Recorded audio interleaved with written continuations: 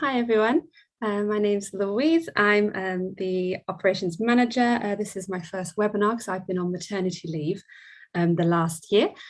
So we've also got with us Benjamin, who's the head of development, Patrick, the development manager, Pat, who's one of our quality consultants, and Jerry, who's a training provider manager based in London. So this webinar is for training providers. It's to go alongside all of the updated guidance that we put on the website recently. So hopefully you've all read that before attending the webinar. But by the end of today, we kind of want you to be clear on how IQA fits with the Bikeability program as a whole, be clear on the benefits of IQA, understand a little bit more what it entails, and learn from industry best practice. Thank you, Jess. So the quality management system kind of outlines how the trust measures and improves bikeability performance as a whole. There are 6 areas that kind of we consider to contribute to the quality of the program. The top one is rider training. This is the actual training that's delivered and the rider experience. Obviously, all the other sections of quality and the quality management system feed into this. This is our key aim, is that the training that's delivered to children is of a high quality in the end. So we have, in part of that, we have the delivery guide, which is updated and approved by the Department for Transport. And also various recruitment checks for instructors come under this part. We then have the training provider practice. So this is how we ensure quality at training provider level. This includes registration and renewal procedures, the IQA process, which is what we're going to discuss today, and as well as external quality assurance and support. Grant recipients, we also need to ensure quality at the grant recipient level. They're also responsible for some of the quality of their associated training providers. They also have a renewal process, and they're also tied to the Department for Transport terms and conditions for their grant allocation, and they need to sign that and agree to those. Instructor training, we really recognise that this is an important part of standardisation across deliveries. We have the first resport qualification that's being reviewed at the moment, and all instructors are going to go over to that qualification. We have the recognised delivery centres, which also get external quality assurance, and a qualification for instructor trainers as well. So of course, the Bikeability Trust, we have our own quality assurance procedures for ourselves, because as the administrator for Bikeability, we also need to make sure that we are of a high quality, everything that we do. We are accountable to a board of trustees and the Department for Transport. And we also make sure that we do a lot of industry consultation for all the development work that we put in place. I know lots of you have probably been involved in surveys. Benjamin runs the Bikeability Effectiveness and Advisory Group, so we're always getting your feedback on everything that we do as well. And finally, communication.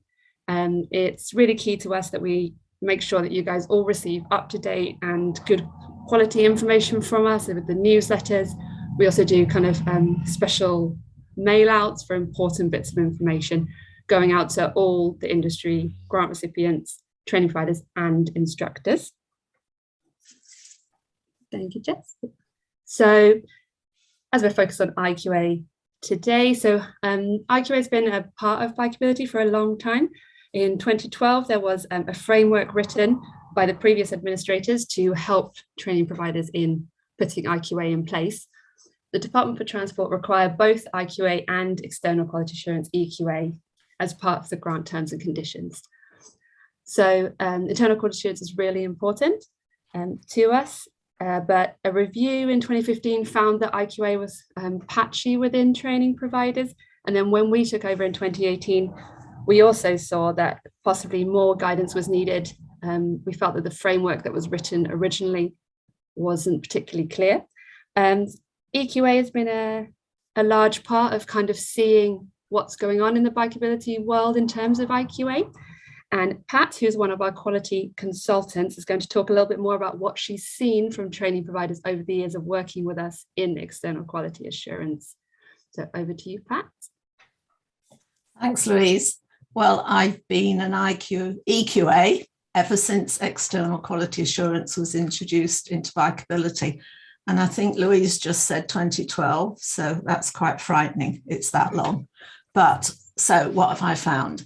Well, IQA has not been taking place across all providers. This is actually quite rare, to be honest, and it's usually because there's new management in place.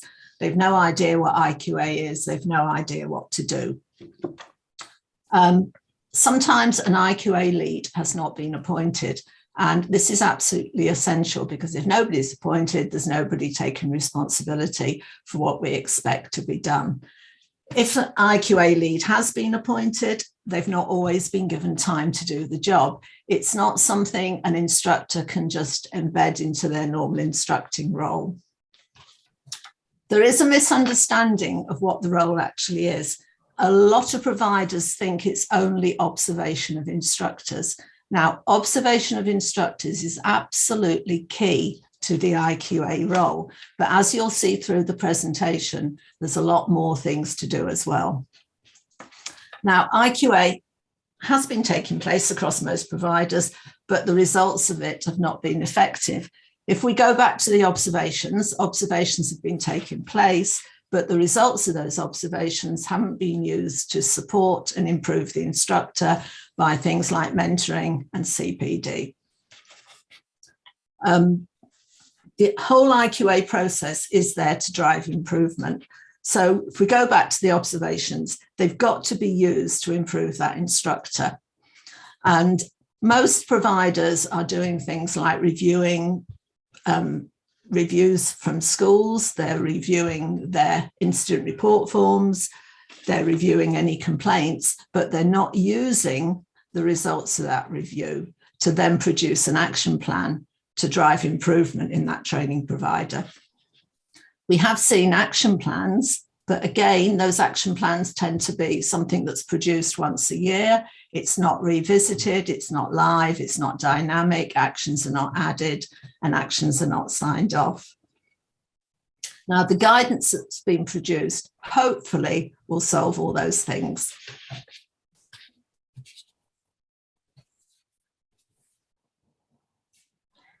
So now we're just going to pause. It's quite early on in the presentation, so no problem if nobody's got any questions yet. But if you do have any questions or any specifically for Pat, if you can put those in the Q&A now, we can answer them. But like I say, there'll be further opportunities for questions later on as well. So if you think of something later, then we'll come to it then.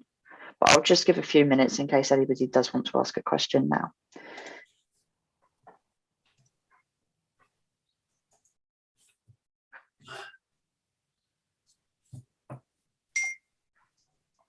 Okay, well, we haven't got anything in now, like I say. Oh no, just got one come in here. So just asking, is it mandatory to have a dedicated IQA lead role? For a bit of context, they've said we currently have 7 instructors who carry out IQAs and a scheme manager who does not deliver Bikeability. I don't know who would like to take that. Benjamin, do you want to? So I'm just trying to find the unmute button. Hopefully you'll hear me. Yeah, you do need to have somebody within the training provider does need to be responsible for the internal quality assurance. I think there's possibly two questions here, which we'll address sort of a little bit later on, because you can sort of partner with other training providers for the IQA function, certainly if you're a smaller training provider. But yes, there does need to be, IQA does need to have a person responsible for it within each training provider. I don't know if Louise, you wanted to add anything to that? Well, I think you've asked if it's a dedicated, so it can be part of your fit into your other roles if you wanted to divide it between 2 people. To take little bits. I think as you're saying, some of the observations are carried out by a few different people, but if then the training provider manager wants to do the review and the action plan going forward, that's also fine. It doesn't need to be an individual person that only do IQA, but they do need to have time to do it, as Pat mentioned earlier. Yeah, no, great answer. And I guess the only thing I'll perhaps add to that, which I'll cover a little bit later, is that IQA is a team responsibility. Obviously, everyone at every level of every sort of area of bikeability delivery is responsible to ensure that what we're delivering is a quality program. So DFT, trust, training providers, instructors. Great, thank you. We've got one more question from Michael saying, Pat, can you talk about how IQA is best implemented in a supportive manner? This approach helps instructors buy into the process. I think that probably depends an awful lot on how supportive and how constructive the feedback is after the observations, because it's got to be seen as a supportive process. So yeah, and we're coming into that in a little bit more detail shortly, aren't we? So we'll cover that more then. Great, thank you everybody. We will just park some of those questions that are coming in now, but please keep sending them. We'll move on to the next section. There'll be, as I've said, another point for questions. So I can see that you're starting to think about some questions now, which is wonderful to see. So please just keep putting those into the Q&A. But we'll move on for now, and then we'll pause in a short while.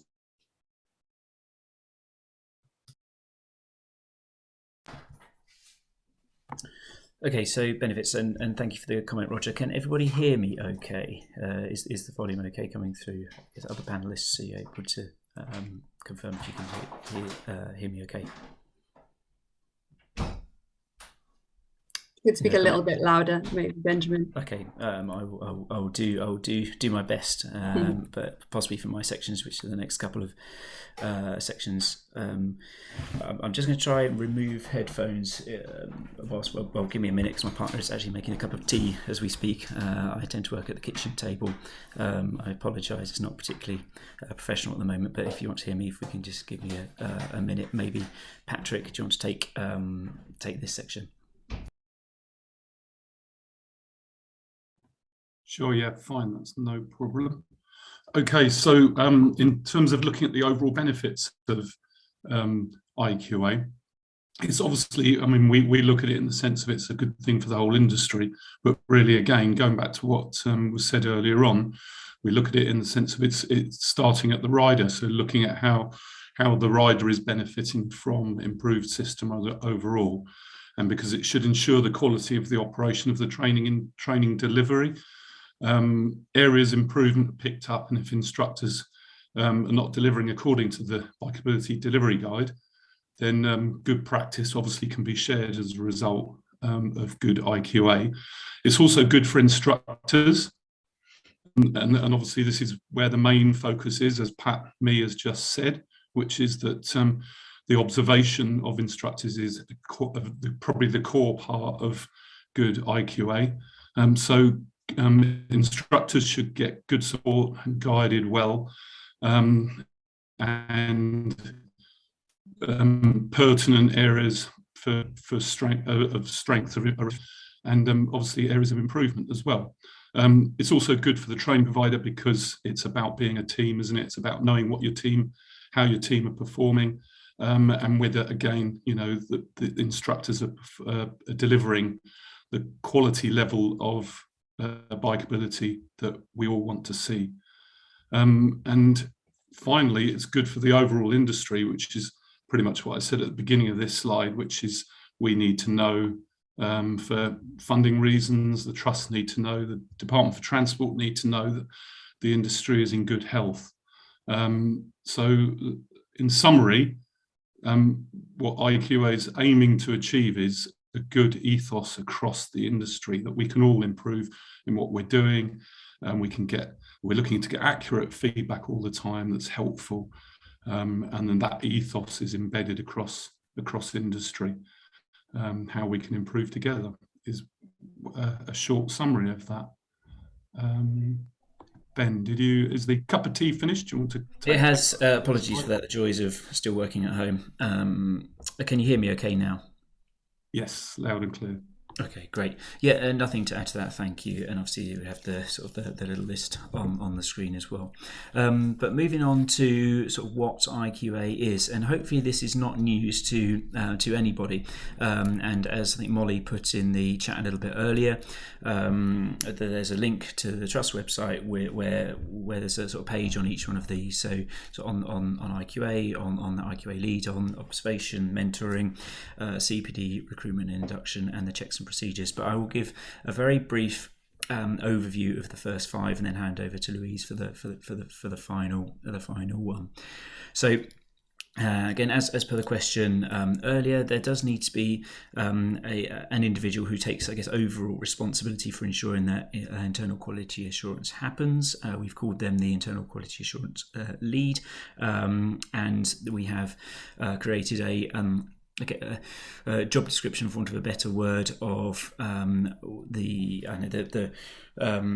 not that person needs to have a specific job description, but the skills, traits that you'd expect from somebody who should be doing this, along with some recommended and not essential but recommended training for these individuals that they may find helpful, and it is that one person to ensure that that it happens. And this could also be the training provider manager as well. But again, there is some hopefully really helpful information on the website about this role, and with some recommended training.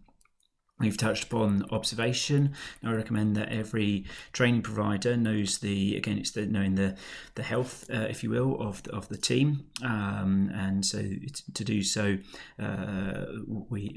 they should be observing instructors annually, and these are not sort of on the spot checks or trying to find or to be framed negatively, but actually they should build confidence, they should motivate staff.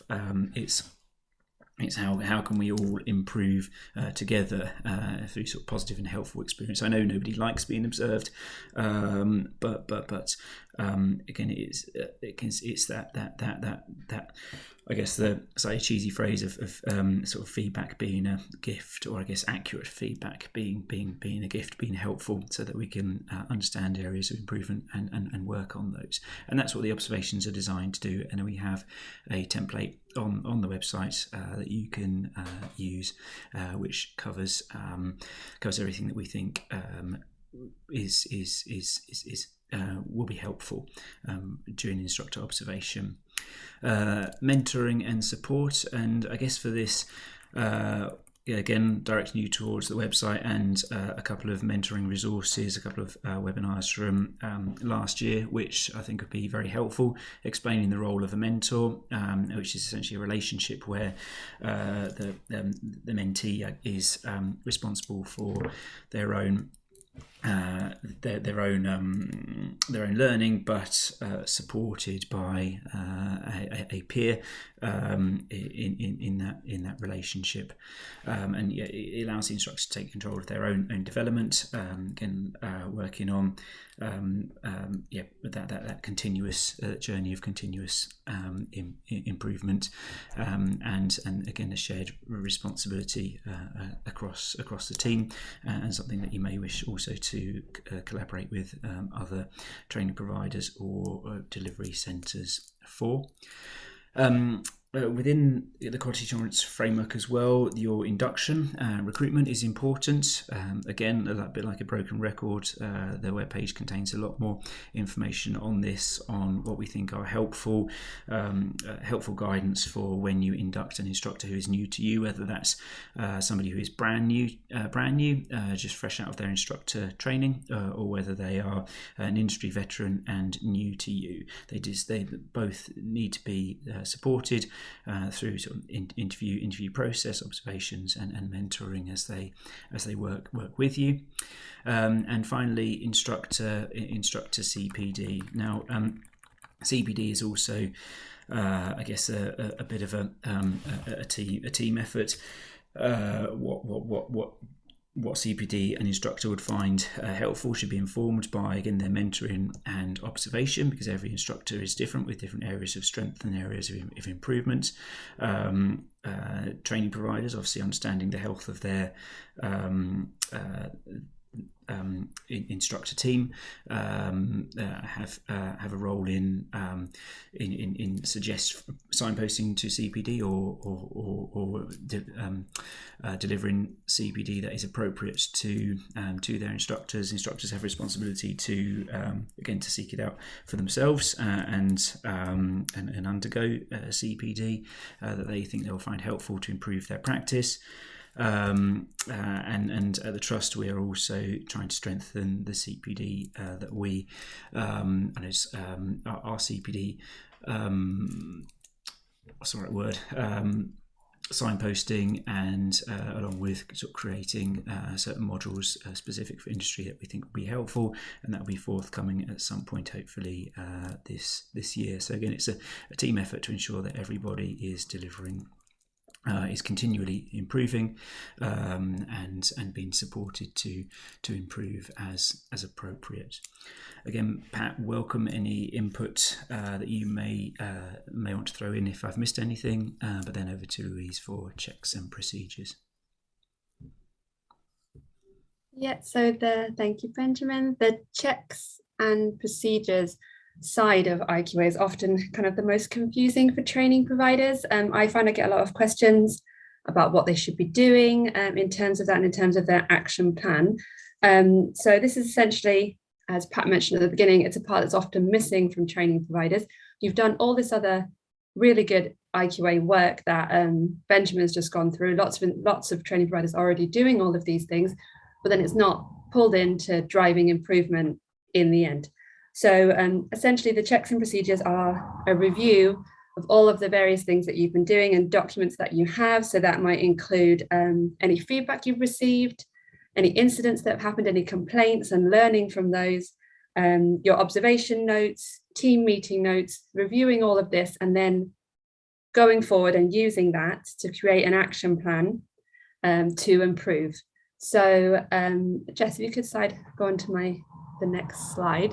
So for your checks and procedures, for the annual renewal that's coming up in June, there will be more information about how to complete renewals coming out, so don't panic about it just yet, but you will need to have a checks and procedures document, which basically outlines what do you review each year, what do you do in terms of IQA, and then you'll need to add a small action plan at annual renewal. That's not to say, as Pat said, your action plan should be something dynamic that you add to throughout the year, but we at the Trust would like to see one at least once a year, and that will help us to create CPD, looking at all training providers' action plans. What are the main problems that everyone's having? How can we help you going forwards?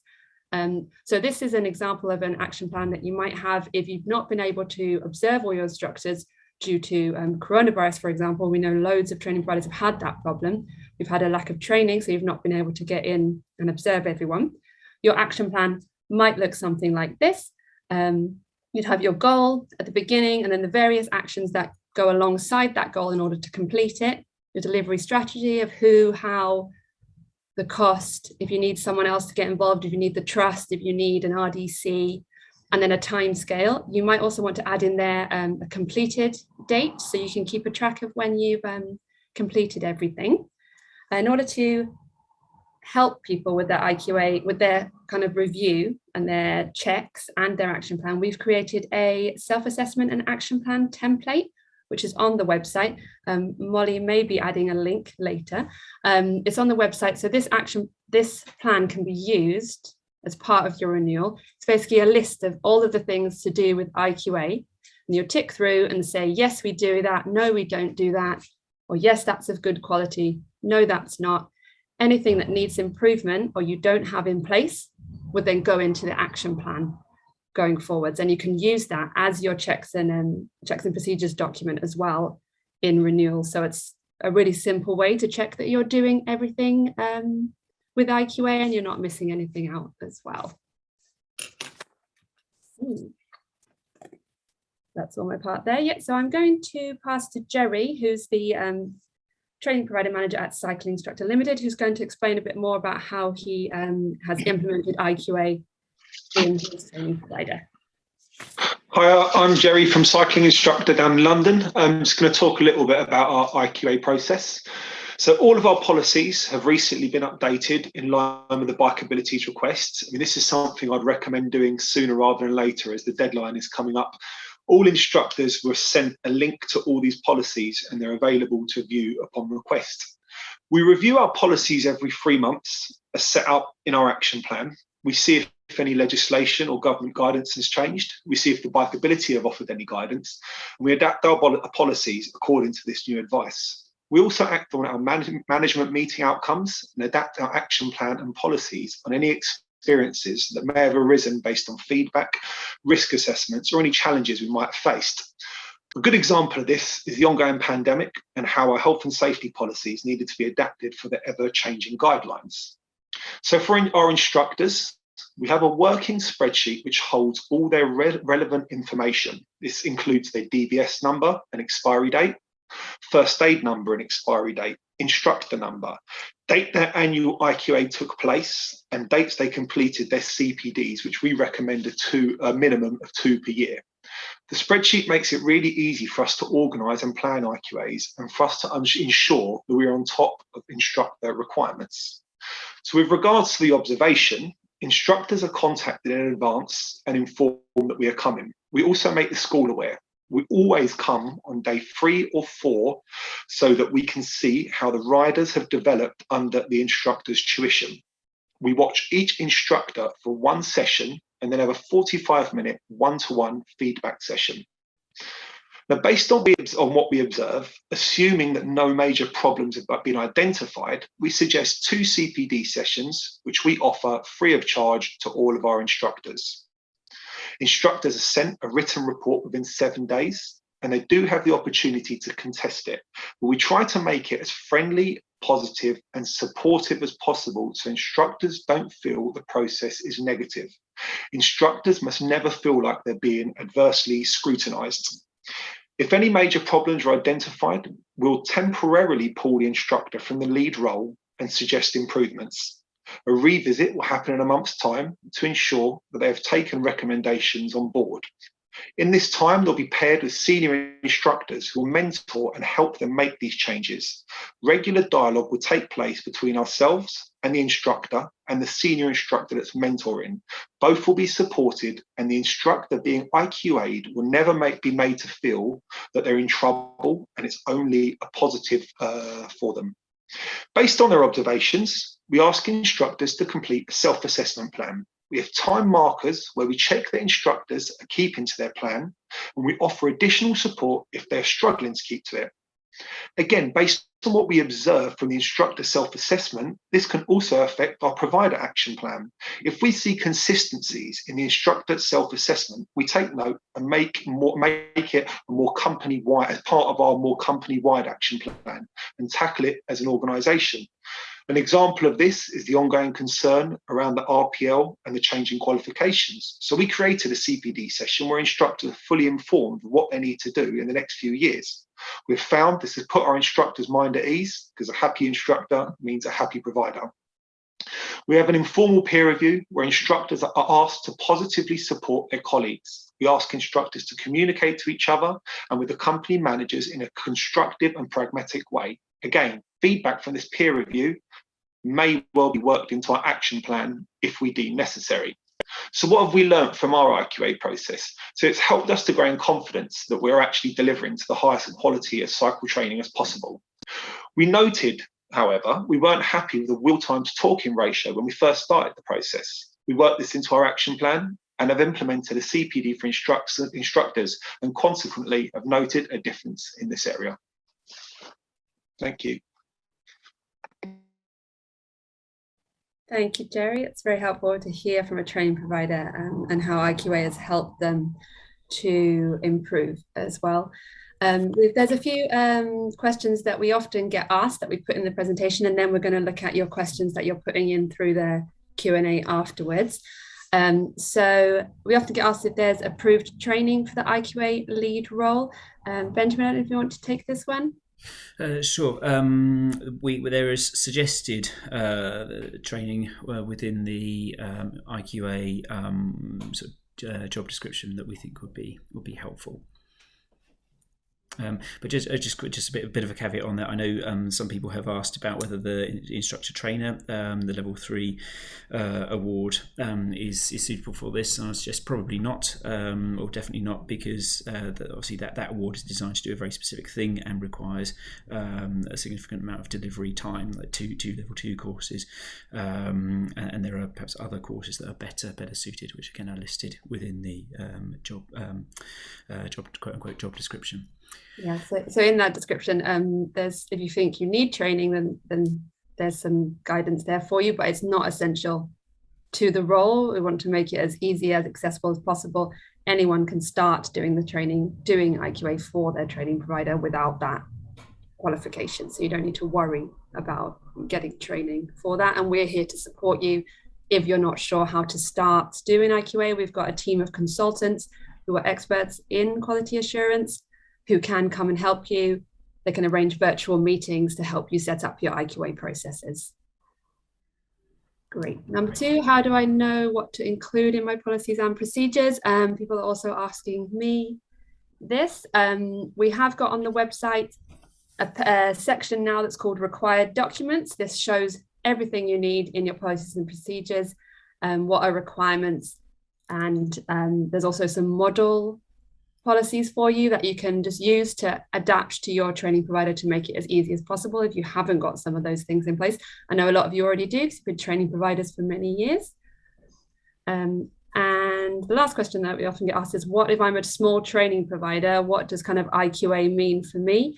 Patrick and Benjamin, do you want to cover the small training providers? Sure, yeah. So for training providers that are small in size, the IQA still, of course, still applies. Still need to be committed to quality. But a great suggestion for smaller training providers is to sort of pair up or work perhaps with an RDC or another local training provider for this function, and learn from one another and carry out that peer or work with colleagues to do so, which I think sort of touches upon sort of Tina's question, which hopefully everyone can see. I don't know if questions are just specific for us, but mentions what they've been doing in Wiltshire County Council, and mentions that she's happy to discuss this with other training providers. So there are lots of training providers out there who are happy to collaborate on IQA, which is fantastic, and just adds to that standard, team ethos and working towards standardization. But so there are our FAQs, and there's a handful of questions which have come into the chat, and I just encourage people to use that now if you have other questions, but we'll just sort of whiz through those that have come in. So one from Jessica, were you going to say something? Yeah, sorry, I was just going to help kind of manage some of those questions. But before we do that, I just wanted to draw attention to a couple of comments in the chat, which I think are really useful. So thank you, Tina, for saying that the updated instructor IQA observation form is much clearer and easier to use. That's on the website for you to use. So when you've had to look around those pages, we have updated some of our kind of templates and guidance to make these much easier. And also, Michael Corden has recommended the Level 4 certificate in leading IQA as an alternative course that might be useful. And finally, I just wanted to kind of mention Nigel's comments. He said he was recently involved in an EQA, and being new to the IQA lead role, he found the pre-visit Zoom support and the visiting EQA really useful, and that he'd recommend that people do utilise that. So glad to hear some kind of reinforcement from you that it has been helpful. I think that was actually Pat that went out to Nigel for his IQA, so she'll be happy to hear that. But yeah, that's available to anyone, whether you've been selected for an EQA visit or not. You can have that support and mentoring from our quality consultants. So please do email in if you're still feeling a bit lost with the process, and we're here to help you with that. Absolutely. So I just wanted to draw attention to that. And as Benjamin's already said, Tina's also put a nice example of how they use IQA and put that. So I'll put that in the chat as well so people can refer to it. And thank you, Tina, for your offer to discuss with other providers. And now we'll move on to the actual questions. But this is a space for you all to talk to each other and share knowledge with each other. So thank you for doing that. That's wonderful. So the first question I have from Cheryl is, who pays for the IQA lead, especially if it needs to be separate to a training delivery role? Great. So I'll take that one, and then Louise, you can sort of jump in. So obviously there's no additional funding for IQA. There's all the support that we've mentioned, and grant recipients, training providers should be managing the grant that comes into them to achieve this. I don't know if Louise, you'd want to add anything to that. Yeah, it also does not need to be a separate role. Specifically, you don't need to have one person who only does IQA as their role. That's up to you. But as IQA has been a part of Bikeability for such a long time, we expect that, as Benjamin said, it is part of your grant allocation and should be worked into the training providers. But it doesn't need to be separate to the training provider role, I think is an important part. Yeah. And then we've got a couple of questions which are linked here. So one from Gemma and one from Graham, both asking about some further guidance about CPD, and also just clarifying what does and doesn't count as CPD. So for example, first aid and safeguarding training, and then other things. Patrick and Benjamin, could you just run through that, please? Sure. Yeah. Of course. So in terms of templates that can help you, and apologies, Gemma. Yes, it is still under construction, and we'll hope to improve and provide some really good stuff as soon as possible. We do have a number of projects still underway. In terms, and I guess just touching on sort of Graham's sort of question as well, what counts for it and what doesn't. So anything that it shouldn't be the tools of the trade. So it's essential that every instructor has the NSI status or level 2. And has your safeguarding and first aid certificates. Now things like that which don't directly contribute to, or sorry, the safeguarding and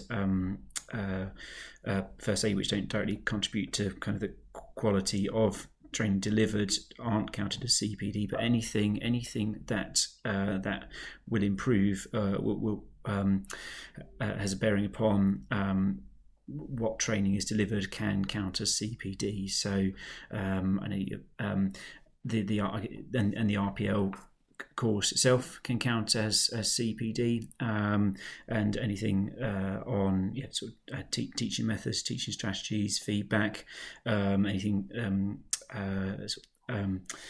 which is directly related to bikeability delivery training. I know you're moving groups, level 1 best practice, level 2 best practice, lots of things which can count towards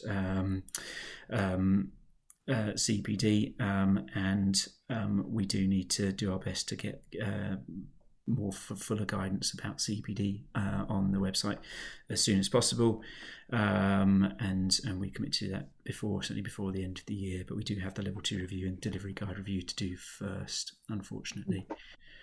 What I'd say in addition to that, Graham, and it links to your second question about an accepted standard for safeguarding training, what we will be doing much sooner, within the next 2 weeks, is we'll be updating that CPD section of the website, and we're going to be splitting that into essential training, which is the first aid and the safeguarding that you've mentioned, and that will have some guidance of suggested courses, and then the CPD section will be separate, so it will be much clearer and more distinct about what is essential and instructors must do, and then what is CPD, and then some signposting and ideas, as Benjamin said, about what that may count, and then that will be grow, and we will add more resources to that as and when we can develop them. So unfortunately that's not quite live, it's almost there. It will literally be a couple of weeks, and then that CPD section should also be much clearer, which will really help with the CPD elements of your IQA. Yeah. Great. And just in terms of safeguarding, just a very quick answer on that. Your baseline is emergency first aid at work that every instructor should have. But as Jess said, there'll be more guidance on that in a couple of weeks. And Roger's question, sort of a comment and a question, I think. You've got committed to IQA, have undergone EQA and had various assessments over the last few years, and you're asking about whether you can access the RPL course. So that should be that's a question for recognised delivery centres. So again, go on the Trust website, visit the instructor page, update my qualification, and there's a list of delivery centres, and it's contacting them for when those courses can happen, but they are able to deliver those courses from now.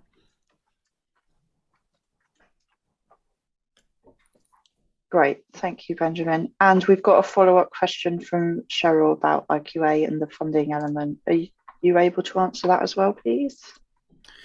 Sure, yeah, and I think, Cheryl, by email, I think I put you in touch with the grants team specifically on this in terms of claiming, because again, this is not my area, so I don't want to give you anything that is inaccurate.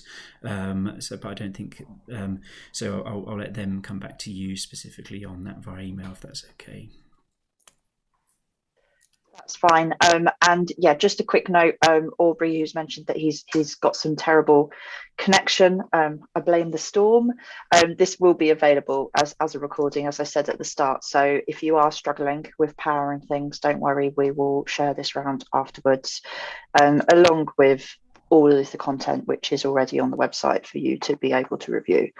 And I've also shared the details from Michael Corden of the course that he recommends for leading internal quality assurance. So thank you for that, Michael. It's really helpful to be able to share all of this knowledge with one another. So we haven't got any more questions in the Q&A. If you do have any further questions, then now is your time. I think we are at the end of the presentation, aren't we, Louise? Yeah. So this is now your time to ask anything else or share any other experiences about IQA and what you have found to be valuable.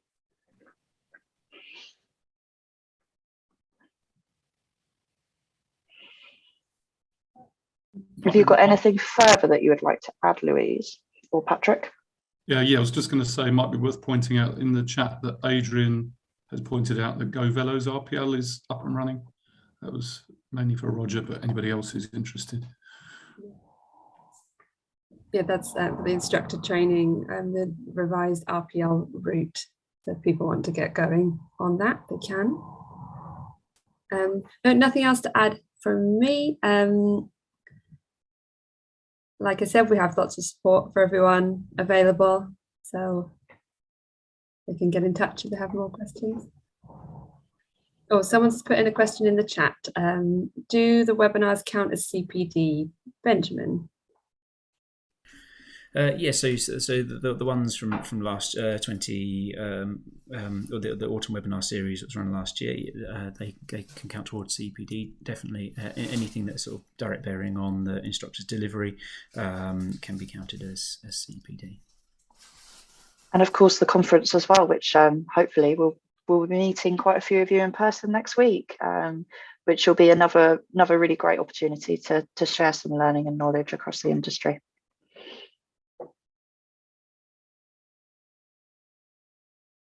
So as Louise has said, we're on hand. You have all of our email addresses. There's also all of the guidance and the templates on the website. And we hope that this has been really helpful. Feedback is always welcome.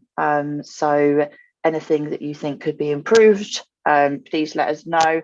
And also really lots of thanks to Pat and Jerry as well for sharing their experiences, because we always find that so valuable to hear what other people are experiencing. So hopefully that's been useful for you as well. But I'll just hand over to Louise if you're happy to wrap up, Louise. Yeah, we're all Done. So thank you everyone for coming, and thanks to all the presenters as well. And like I said, always get in touch if you need us, and we'll see you at the conference next week.